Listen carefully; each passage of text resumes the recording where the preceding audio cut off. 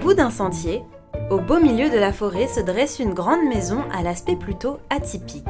Briques rouges, balcons verts, il s'agit de la datcha ou maison secondaire du célèbre écrivain russe Ivan Tourgueniev.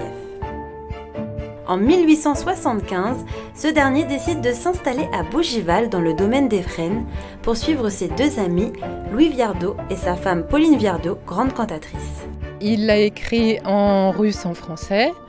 Il a écrit son livre peut-être le plus connu, peut-être est-ce Les Mémoires d'un chasseur, qui se compose de plusieurs nouvelles qui se passent en Russie.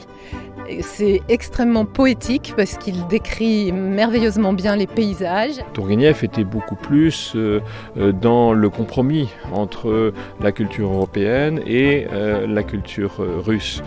C'est pour ça qu'on a dit que c'était le plus européen des grands écrivains russes.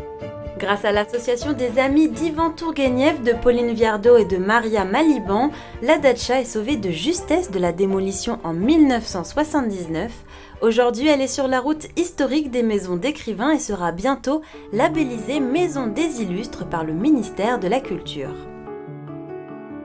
Dans cette demeure reconstituée à l'identique, le visiteur peut retrouver le cabinet de travail de l'écrivain, sa chambre ou encore son piano inscrit au monument historique.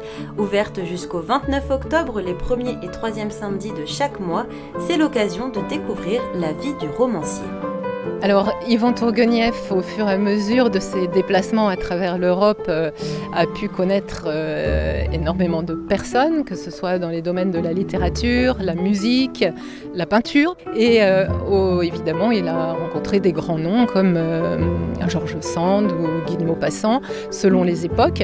George Sand était principalement une amie de Louis Viardot et c'est elle qui a beaucoup œuvré pour le mariage entre Pauline et Louis Viardot. Et là où étaient les Viardot, Tourgueniev n'était pas très loin. En contrebas de la datcha s'érige la Villa Viardot. Rénovée depuis 2019, elle sera inaugurée lors des Journées européennes du patrimoine en septembre. Le site sera transformé en centre européen de la musique, mais aussi en un centre de documentation sur Pauline Viardot et Ivan Tourgueniev. Les deux demeures seront ainsi enfin réunies.